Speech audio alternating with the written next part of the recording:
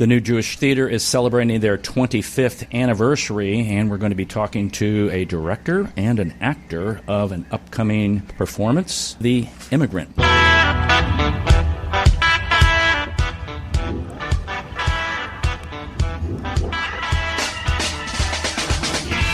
Greetings, listeners in Listenerland. Welcome to St. Louis in Tune with Arnold Stricker and Mark Langston, where we size up current and historic events involving people, places, and things in areas such as the arts, crime, education, employment, faith, finance, food, government, health, history, housing, humor, justice, and sports.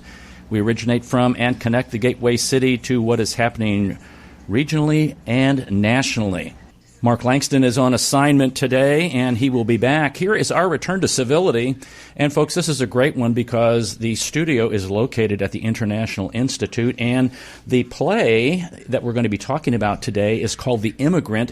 So here we go. Learn about cultural and religious holidays other than your own. Learn about cultural and religious holidays other than your own. Wish a happy Rosh Hashanah or Mexican Independence Day, etc., to your friends from other countries and other cultures. It's important to know about what they believe, what they celebrate, so we can understand each other a little bit better. I know we celebrate food like that, so let's celebrate a couple other things. So don't forget that one. Make it a point to learn about cultural and religious holidays other than your own. As I previously mentioned, the New Jewish Theater is celebrating their 25th anniversary. And they're going to be performing The Immigrant at the Wool Studio Theater October 12th to the 29th. And it's very timely, The Immigrant play, based upon what's going on in our country with immigrants. And in studio, we have the director, Rebecca Scallett. She is a stage director, educator, and arts leader. She's currently the artistic director for the New Jewish Theater here in St. Louis and is the past producing artistic director for the Arkansas Shakespeare Theater. She also taught theater for the University of Central Arkansas. And Bryn McLaughlin, who is a classically trained actor from Mount Hood, Oregon, was just up there last summer. Oh.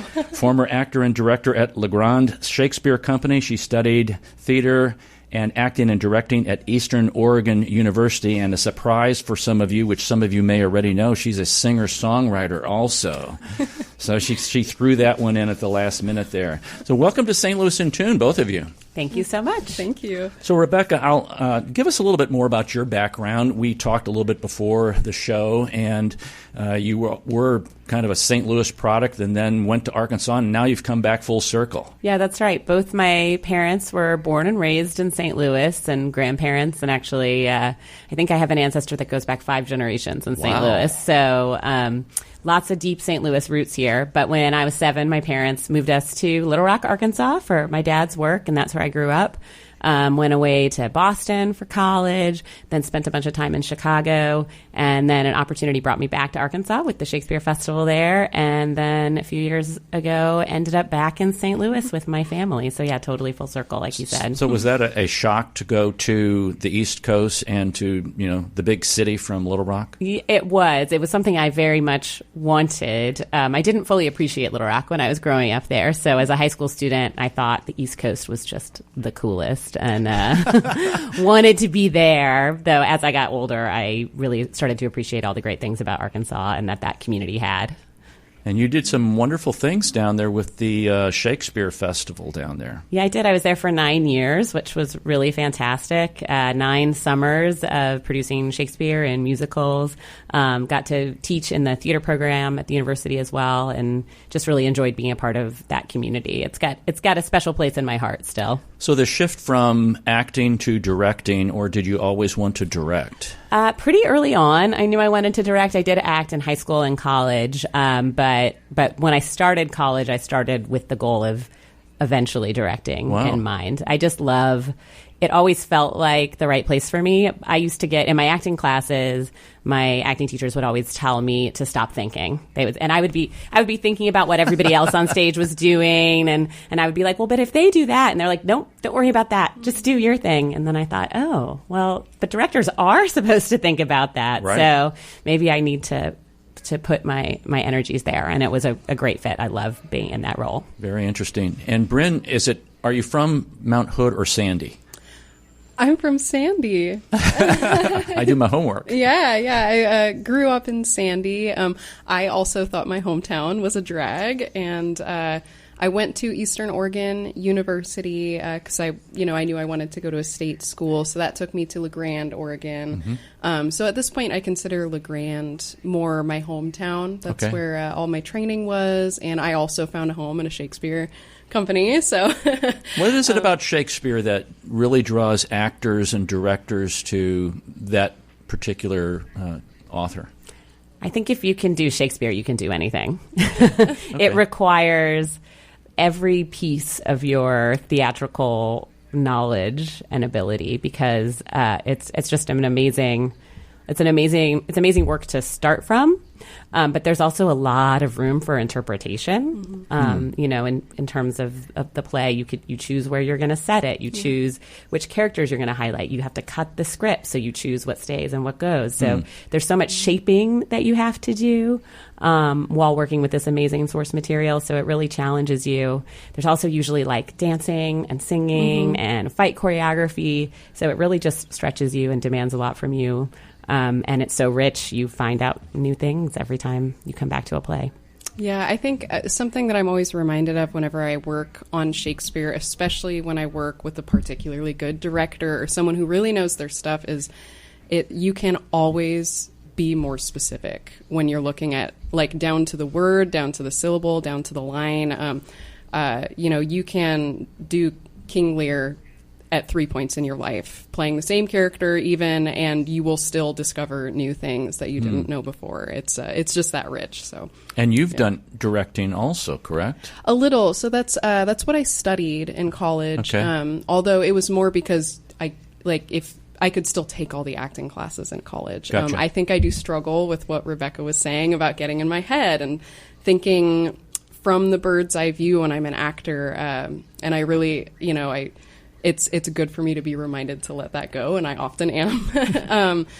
But I do love directing. I'm a transplant, so I think it's going to be a good long while before I can direct something in St. Louis. I've only directed a handful of things, but it's a challenge. It is, especially like with the Immigrant. I mean, it's so technical. Surprisingly so, yeah. Yeah. I think it was probably naive of me, but when I first read the script, I think it felt surprisingly simple to me. And I was like, the emotions of the story are really complex, but I felt like the script at its core was pretty simple. And now I know it's not. I mean, like, the amount of digging into the script that we have done and finding all these little nuggets of gold and backstory for the characters is insane. And that's a great point. Is that from research that you both are doing on your particular character or upon the Galveston project, or is that what's pushing that emphasis, or is it just I'm peeling back the script and I'm listening to other people speak their lines and that makes more sense to me? Where's what you just said come from? I mean, I think it's a combination of both, for sure. We as actors have been very supported through this process because there's so much history, and there is. All of us are doing dialects, and it's so important to do these dialects well and properly. We're some of us are speaking prayers and blessings, and every step of the way we have a dialect coach. We're being given all these tools. The first read through, there was so much history presented to us by Rebecca, and it all adds up. But I will say that the playwright wrote a really layered script here. Okay. There's a lot of subtext. There's a lot of background. I think that's the beauty of writing something that's based on real life, is that there's just more nuance already built in than when you're creating something. So I mean, for me, it's both. Yeah, no, I would agree with that. I think it's been really one of the things that I love about directing is that every time you start a new show, you get to learn about an entirely new world. So I have learned so much history from directing plays. You learn, some plays demand that you learn science or mathematics. This one required a lot of history, and so I did a pretty deep dive into learning about the Galveston movement, as you mentioned. Right, and I said the project, but it is the Galveston movement. They do. It goes by both names. Really? So, Okay. yeah, I've heard. I think people do use both. Okay. So you weren't wrong. Okay, all right. But yeah, so learning about that, and then specifically learning about this town of Hamilton, Texas, where the play takes place, and then also figuring out who these real people were, which is another challenge of the script. And I think this is the first time I've ever worked on a play that is really about real people, or at least like fairly contemporary people, like. Henry IV was a real person too, but it's it's different. So far removed. It's so far removed, exactly. So what's the difference for you with that? I think there is. It does feel like there's like more pressure. I don't know how you feel. Yeah, no, you have to. There's a loyalty that comes with it. Whereas, like when it's a fictional story, I feel like you're invited to play more freely. But like with this, it's like this was a real person. And I just think the accuracy is just so key, because you do have accuracy that you can aim for because they were real. You can look up photos of the character that you're playing, and this family. Reading the obituary of the real Haskell Harlech was really enlightening to me, and just reminds you, and he just died. What was it, in like 87 or something like that? Oh, wow. So it just makes it feel a lot closer, and then I think it just adds a little pressure that you do the story justice, and that you do right by him and his story and telling it. Yeah, let's talk about the story in a second here. This is Arnold Stricker with Mark Langston of St. Louis in Tune. We're talking to Rebecca Scallett and Bryn McLaughlin about the New Jewish Theater 25th anniversary celebration, and we have the director, Rebecca, and an actor, Bryn, and they're both going to be talking about the Immigrant, which is what we're doing right now. So the storyline, give us a little bit about the storyline. Sure. So not to give anything away, but let's bait people to come to the production. That's right. We'll leave them wanting more.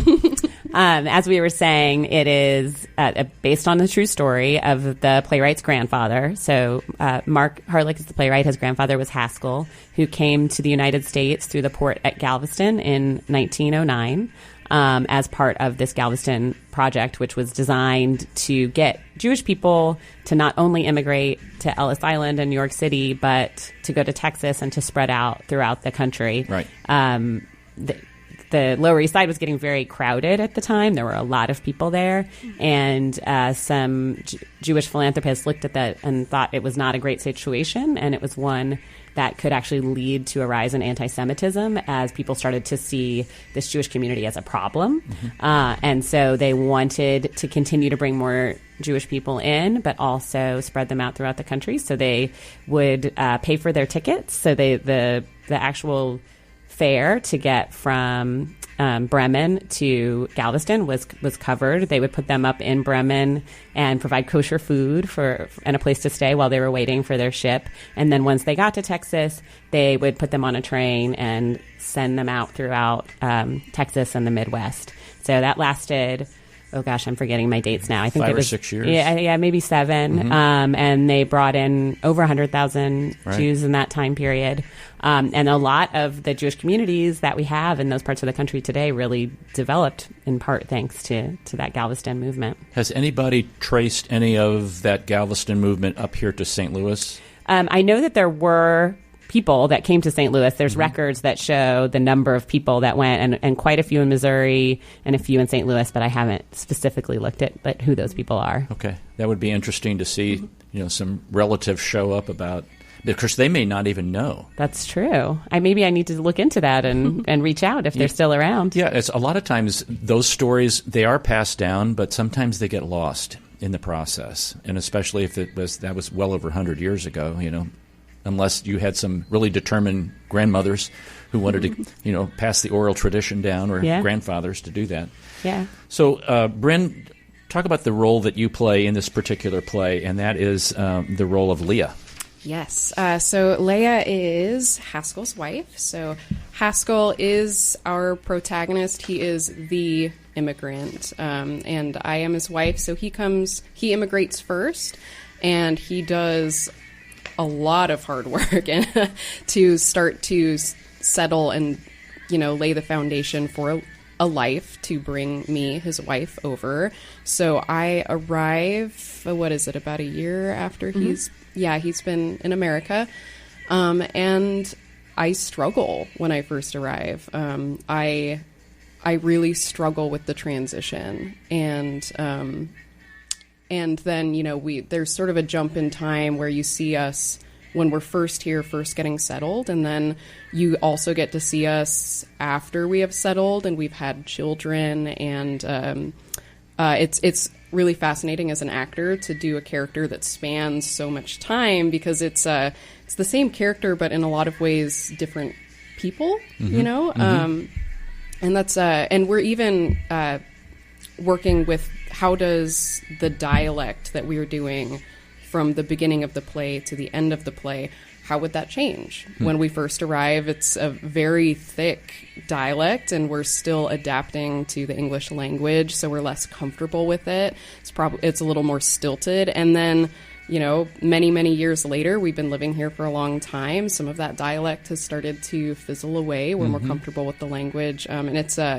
been a very fascinating and technical approach to telling that story in a way that will be subliminal to audiences. I'm sure people will pick up on it, but I don't know. I just think it's a fascinating way to tell that story. And it has involved some conversations about real people, I just reached out to John, our dialect coach, with a question about it. And he was like, well, I actually knew someone who ...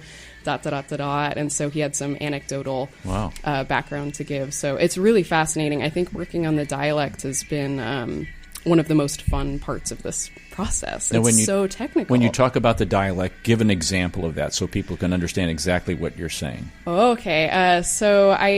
Not to put you on the spot. Yeah. So this would be early in the play when I'm young and I'm still getting comfortable with the language. I have a line to Haskell that's part Yiddish and part English. And I'm telling him that I'm struggling with English, and I say that I feel stupid. He says I'm not stupid, and I say, "Niet in my språk, aber listen at me if in English. If in Yiddish I can speak, I can think, I know what to say it, but if in English, ich weiß nicht was this is. A candlestick, my God."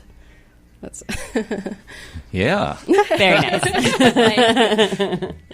So people they get it now. And then your accent gets what I would say less thick of Yiddish and more American English. Yeah. As you go on. Mm-hmm. And what's the time span there from the beginning of the play to where it ends? How much time? Yeah, we started in 1909. The last scene that Bryn is in 1942. Wow. And then there's a little sort of epilogue that takes us up until Haskell's death, basically. Wow. Yeah. What are some challenges that you have found directing this that maybe you haven't gotten with other plays that you were directing? Oh, gosh. Well, I think it's interesting.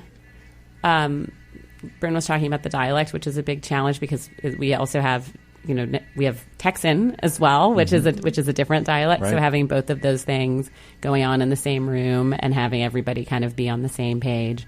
I think a challenge, though, so being Jewish, and one of our other cast members is Jewish, but most of them aren't. Right. And so sharing my Jewish experience and bringing my Jewish history and my Jewish education to the table as part of the process. Right.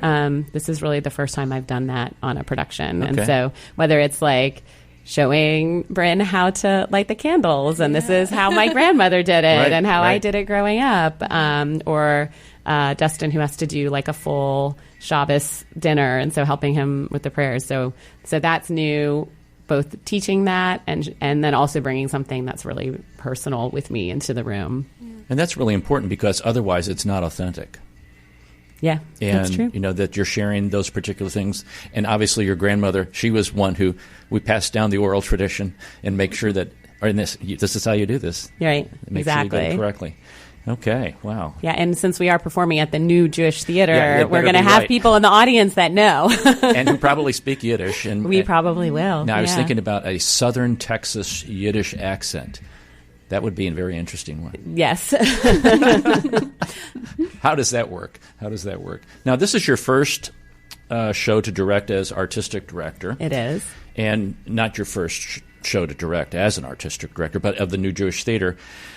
In planning out some of the other performances, were you instrumental in choosing which plays were going to be presented in this season? So I started just about a year ago in August, and so this season of plays was pretty much totally picked out, including this one. Okay. Though I had been talking to the previous artistic director, Eddie Caulfield, about directing The Immigrant even before I knew that this position was an opportunity. So I was really excited to be directing this play. But then our next season, which will get started in 2024, which we just announced, that'll be my first season of plays that I selected myself. And do you know what those plays are? I do.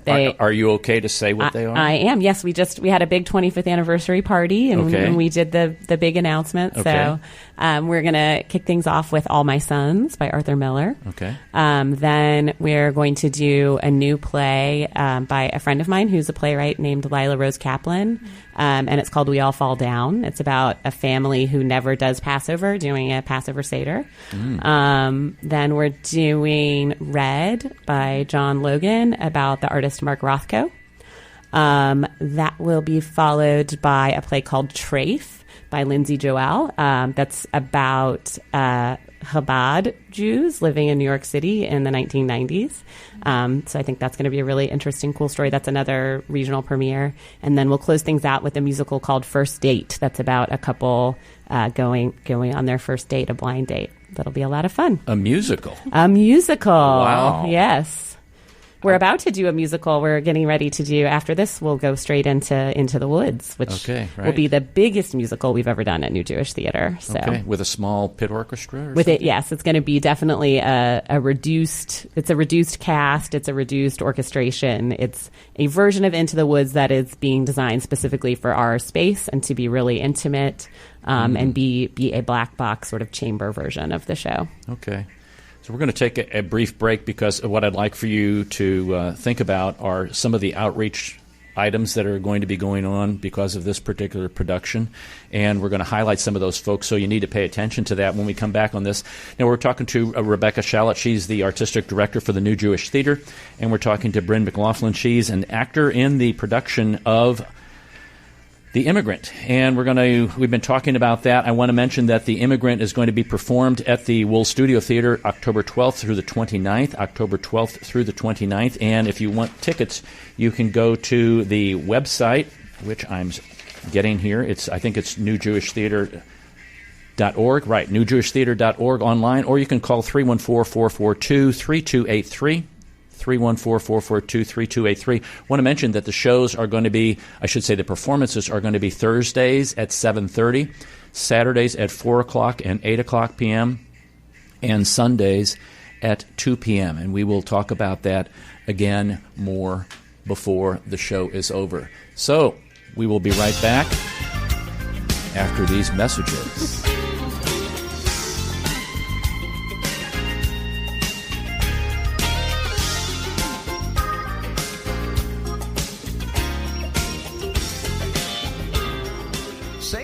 In Tune strives to bring you informative, useful, and reflective stories and interviews about current and historic issues and events that involve people, places, and things.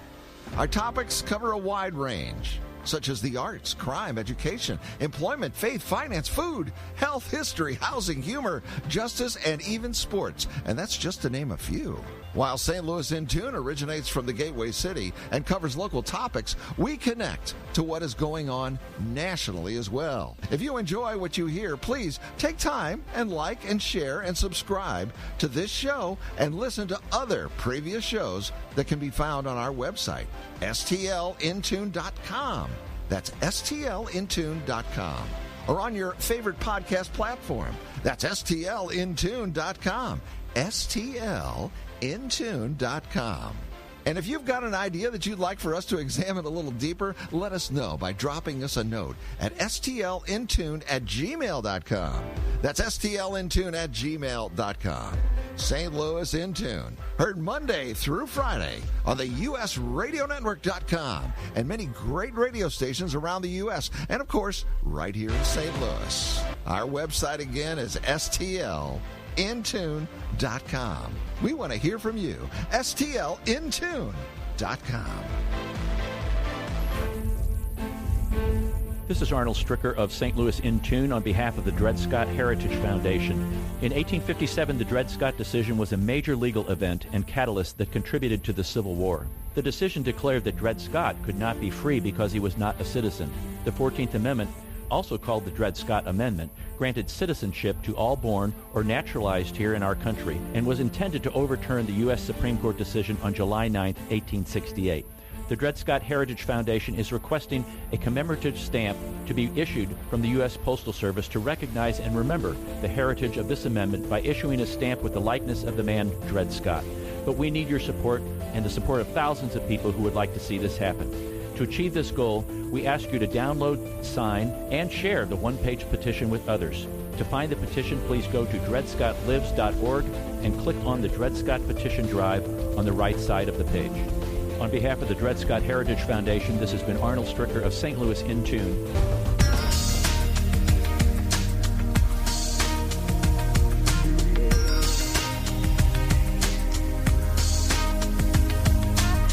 Welcome back to St. Louis in Tune. This is Arnold Stricker with Mark Langston. Mark is on assignment, and he will be back next time. We're talking to Rebecca Scallett and Bryn McLaughlin. They are both involved with the Immigrant performance, which is going to be at the New Jewish Theater, and that will take place coming up here in about a week. And, you know, before the break, we were talking about some outreach that the New Jewish Theater is doing in the metropolitan area, and especially here in cooperation with the International Institute. Describe a little bit about what that outreach is, Rebecca. Sure. So from the very beginning with this play, it was important to me that we connect it to contemporary issues with immigration that exist in our country and in our city of St. Louis. And I think we're really lucky to have an amazing organization like the International Institute here that does so much work to help refugees and immigrants here. So I wanted to use this opportunity to help shine some light on the work that they are doing and to remind people. I feel like this play that we're doing is such an amazing and feel-good story about someone who came to this country, who had an opportunity and who really made success, was able to really create a life for his family and for future generations. And that's what so many people are still looking to do today. And so it's wonderful to celebrate his success, but I think we also need to remember that there are people today who are struggling and who are working hard, like Haskell did when he was selling bananas from a cart. Right. And they're trying to make their way and make their way for their families. So with the International Institute, we're going to be doing a post-show discussion following this Sunday, October 15th performance, where they'll be talking more specifically about their work.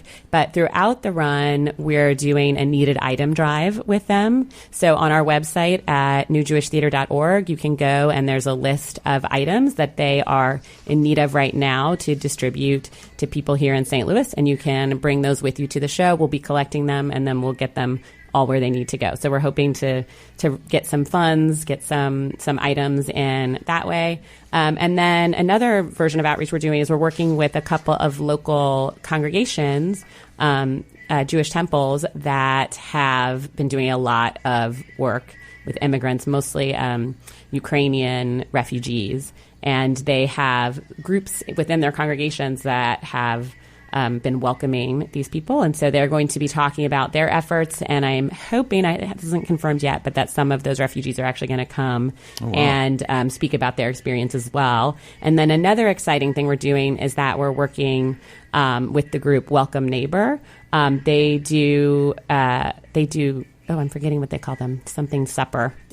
Supper club? Supper club. Thank you very much. They do a supper club where the refugees that they work with, they actually become chefs and they prepare a meal from their home country. And then you can register to participate in this meal. It's for a fee that goes directly to the chef. So it's $35. They get the money and you get to have this amazing home-cooked, authentic meal. So we're actually going to be hosting one of those. It'll be between our 4 and 8 p.m. performances. Do you have the date in front of you? Because October 28th. Thank you so much. On October 28th between, so the show will get out around 6:30, and then so you can either pre-order your dinner, have it there for you afterwards, or you can come before the 8 o'clock show and have it then and have this amazing home-cooked Syrian meal, and also get to hear the chef's own story. They'll be telling their story, so get to connect that with the production as well. So what stories have you heard, both of you, about immigrants that has really touched you, that's impacting you in your directing of this and in your acting of this particular play? Well, I can go first. Mine is, I won't go into details because it's still a little fresh and very sad, but I had a roommate for the last year who was from Puerto Rico. He was an immigrant, and he did not adjust well. I don't think that he really reached out and found support that he needed. And he sadly passed just about a month ago. Oh, wow. Unexpectedly. So, funny enough, I wasn't very close with him, but I've been working with his family a lot since he passed. And I think it has very slowly and very occasionally in this process, something will happen, like some line or it's actually funny enough, something about the way the actor who plays Haskell, Dustin, like the way that he gets really excited and smiles and nods when he's trying really hard to communicate, but he doesn't almost trust that he's using the right language because, he's still getting used to English. It is shockingly similar to the way that my roommate would communicate with us about things like cooking dinner or something. So I am slowly throughout this process getting more and more emotionally tied to a lot of this story and just the outreach that you just listed off. It's like it's very valuable. And I think spreading the word on those things is becoming a much more personal subject for me. So. Bryn, do you find that playing someone who is an immigrant has changed your perspective a little bit on how we need to be dealing more with immigrants? I don't want to get into the political conversation of this because that's not where I want to go with this. But you just mentioned about a roommate about that. But even in the that's one item that most people don't have. But now you're playing an immigrant. How has that changed your perspective on immigrants coming to our country? Yeah, there is a beautiful relationship in this play between the two women. I think it is so special to do a play that has such well-written female characters. And our bond is very unique in that we are strangers to each other and we have sort of these biases that have been imprinted upon us about the other one's culture. And we have this beautiful scene where, because Ima, the Texan woman, she is extending such kindness and openness to my character and just consistently making me feel so welcome to share my culture with her. She asks me questions. She recognizes that I am alone in this place and that there's no one like me aside from my husband. And so she, there's this cute business where I have never chopped vegetables. My mother never taught me how to do that to make dinner. And she watches me struggle with cutting a carrot and then she helps me with it. And it's this small moment, probably takes 15, 20 seconds in the play. I think something like that really does change lives. I really do. So I think it's just, I learn a lot from Ima's character in her just seeing that someone feels alone and just opening up, just asking them about themselves. I think so much just on that very small personal, just those small interactions make a world of difference, Rebecca, how about you? Has the play changed your perspective on immigration and how people deal with, how we as Americans deal with immigrants? Well, I think Bryn was talking about her character, and I think one of the most heartbreaking scenes in the play is shortly after she's arrived and she's trying to find her way, and she feels she quoted a line from it earlier where she just feels so isolated and so alone and stupid that because she's different and she's dressed differently and she speaks a different language and people look at her differently, and that's really resonated with me in thinking about today, because it's so easy when you see someone who looks differently, who's dressed in a way that is strange to you, who doesn't speak your language, to just sort of dismiss them. Whether it's maybe it's dismissing like, well, I don't need to worry about them, or it's oh, I don't know about that person. I think this play shows us in that relationship between the two families, between the Perrys and the Harlechs, that when you can reach out to those people, when you can get to know them and have a conversation and offer a helping hand, it opens up this entire world of richness and beauty that you spoke about in that opening quote, of learning about this other culture and this other world. And so I think it just reminds us of the importance of saying hello and asking questions, and not to be afraid of someone that's different, but to look at that as a wonderful thing and an opportunity. Now, I read some of your educational philosophy, and you use the word collaboration a lot, which I like, and it's an educational journey both for me and the cast, and often for the audience as well. Explain that a little bit. Oh my gosh, you did a deep dive on my website. Your website's very nice. I like it. Thank you. Yeah, I mean, some of what I was talking about before, that I think a play is a world. And so I have learned so much about this historical event, about these real people, about these relationships that I'm talking about and the importance of them, and about what is happening with immigration in the city of St. Louis today. All of that I learned just by working on this play. So that's the me. And then I get to share that with the cast, share the things that I've learned, but then the cast has their own ideas and experiences and stories that then they bring to the table. So that adds to my knowledge base as well. And then you bring the audience in, and I hope that they will learn something and take something away out of this experience and out of coming together. And then I hope that they'll also share. That's one of the great things about being the artistic director, is that I come to just about every show, and I like to stay after. And I don't stand in the way, but if people want to come find me, they can. And I love hearing stories from people. I hope that people will come. I hope that this will remind them of their families, and I'll get to hear their immigrant stories, and continue learning and hear what they think about all this. I was going to ask you, because we've interviewed a lot of directors from a lot of different plays and it's like, okay, I'm there for the first one, and then I'm out of it. It's their hands now, because it's too late for me to inject anything here. And it's interesting that you stay around for all those. I won't necessarily watch every single show, because sometimes that can be challenging, because you are done with it. I let the actors, it's their show once it opens, and I'll come every now and then. And if I have a note or something, I'll pass it on through the stage manager, but I really try to stay out of their way once the show opens.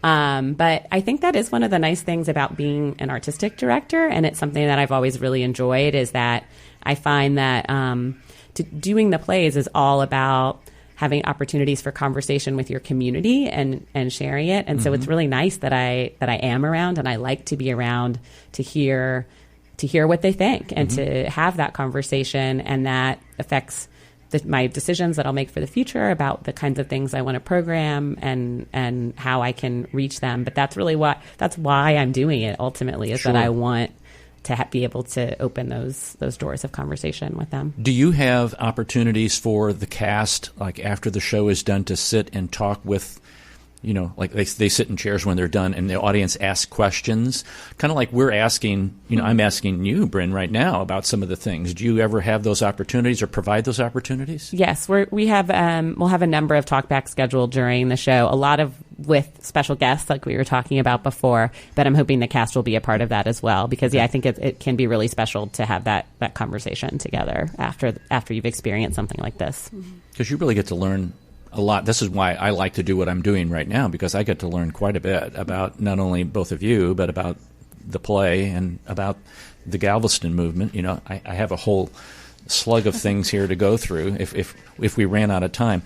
I always ask this question to performers, whether they're musicians or artists or actors or directors, that you always have parents listening, or hopefully there's kids listening, who, they want to go down that road. I want to be on Broadway, or I want to go and be a movie actor or something like that. So I'm going to start with you, Bryn, and ask you, you're going to give advice to somebody who wants to get into the business.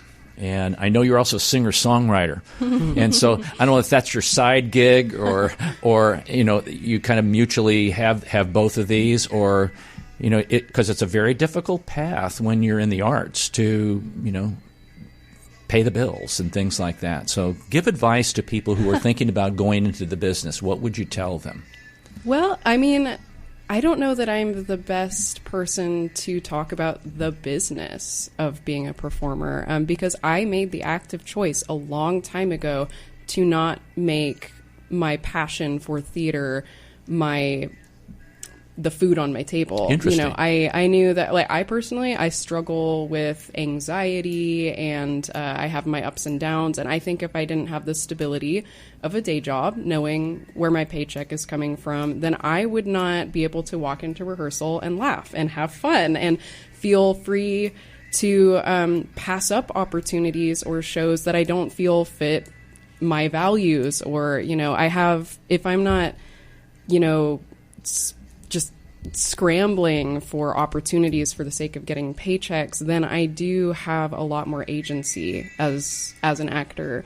These are exactly the types of opportunities that I want in my life. I love working with theater companies that have mission statements that are so full of heart. It's like with the community in mind. I think that when I walk into the rehearsal space, it shows that everybody in the room, we have such an appreciation for the people in the room and the script we're working with, the purpose of what we're doing. It just feels special. It does not feel like this is another play because I had to get something in my winter slot so that I have those paychecks for rent. Same with if I'm going to talk about my music, I knew a long time ago, I'll just write music if it makes me happy, and I don't need to do it if it's bringing stress. The business is an entirely different beast. And I do think that when a lot of us are young and green, we cling to the art and the passion, and it's just really crushing when you have to start addressing the business. So I think start addressing the business as early in your career as possible, so you are as equipped and you have all of the knowledge you need to make that decision of, is this something that I want to make my lifestyle or not? And I do want to express that there is extreme happiness and joy to be found in not pursuing the Broadway lifestyle. I love St. Louis. I love this community. I think my life is so much better since I moved here, and there's a wealth of people just like me who want to do this for the joy of the art, But I also, I've also gotten to work with some wonderful actors who this is their career, and I get to benefit from all the hard work they've done and all of their knowledge. So there's just such a variety of performers and artists in this area. It's just it's a wonderful melting pot. And it's obviously that the schedule was going to work around your work schedule. Yep, that does make it tricky. There are some companies in town that I know I shouldn't even consider auditioning for their shows. Sometimes I will reach out to a company because, I will say, I recognize that realistically I couldn't do this rehearsal process. Do you have any would it be worth it for me to audition for like odd jobs or anything? But even then, it makes you all the more grateful for New Jewish Theater and these companies that offer substantial projects that, you still rehearse in the evening. I can have my 9 to 5, all of that. So I think I kind of struck gold with this one. I'm very happy. If you can't tell, I'm very happy to be here. So. No, that's good. Yeah. Rebecca. Advice. So, well, I think to piggyback a little bit on what Bryn was saying, I think it's important to remember that there are all kinds of lives to be found in the arts, and that the Broadway vision is just one. I have worked in regional theater pretty much my entire career, mostly in Chicago, and then my time in Arkansas and here. And I think there's a lot of value to be found in creating theater. I've said this a whole bunch, but for a community, I think that for me, that really resonates and has a lot of value. But even to get here and to be leading a company in St. Louis is challenging. And so I think what was really beneficial to me as I was coming up was saying yes to as many different kinds of opportunities as I could. So when I was first starting out in Chicago, I was an intern. I was a dramaturgy intern for a company doing like research and background for shows. I did props. I did stage management. I did whatever I could to get myself in the rehearsal room, which is where I knew I wanted to be. And then to meet people, because everybody needs a props person. So I got to meet people in different theater companies all over the city of Chicago that way. And then eventually sort of work my way into saying, but I'm also really a director. Right. And work my way through.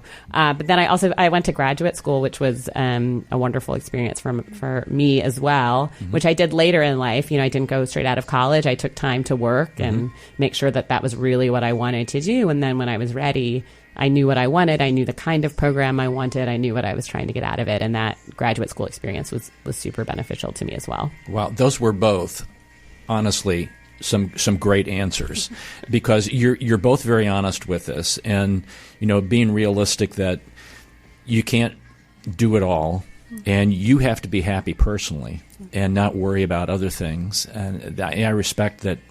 That's that road that you've chosen, because a lot of people struggle the other way, and they're not willing to let go of that dream that they have to make it, and then they end up burning themselves out. And the fact that you were doing all of the other roles gives you, in my humble opinion, a more versatile understanding as a director, and with lighting, with props, with scenery, with costuming, and everything like that. It helps you understand a more holistic approach to a play and a performance, and also waiting to go to graduate school. A lot of people, it's like, I've got my degree and I know it all. You don't know because you've never done, and it's you have to do to understand and appreciate the theory and understand what you're going to get out of graduate school too. Okay, I pontificated there, but no, I respect those answers. Those are tremendous answers, and they're very honest. Very honest answers, and I appreciate that. I think people will benefit from that. So we've been having a great discussion on The Immigrant, which is going to take place at the Wool Studio Theater, the New Jewish Theater production, on October the 12th through the 29th. It's a very timely performance, folks, knowing what's going on in Texas and around the country. So this will be the third time that this will be produced at the New Jewish Theater. The last times were in 1999 and 2011. But this is the 25th celebration, 25th season celebration, and you want to go see this. So again, it's October 12th through the 29th. And also don't forget to go to the website, which is newjewishtheater.org, newjewishtheater.org, to find out some information about the collaborative efforts that are going on with many local organizations, including the International Institute of St. Louis and the Jewish Community Relations Council, and several congregations here, Jewish congregations in the area. There's also on the 28th of October from 4 to 8 p.m. the Supper Club, and you can check all this out again at the newjewishtheater.org. Needed items that they are collecting, there's a listing there, so you want to make sure that you get that. So I want to extend a great thanks to our guests here, Rebecca Scallett and Bryn McLaughlin for coming to the studio to talk about The Immigrant and their backgrounds and what you can look forward to when you go to that production. Again, newjewishtheater.org or 314-442-3283. Ladies, thank you very much for coming in today. Thank you for having us. Thank you so much. So, folks, we're going to close out a little early today, and that's okay because those were great notes to end on. And I want to encourage you that we have a lot of wonderful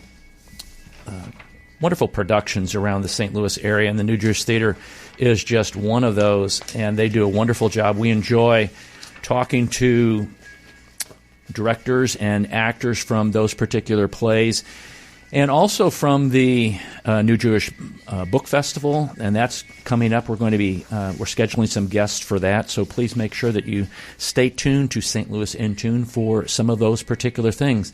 So that's all for this hour. Thank you for listening. Don't forget, when the Martians invade, there's only one race, the human race, and every one of us have different characteristics and is uniquely valuable. St. Louis in Tune is a production of Motif Media Group and the U.S. Radio Network.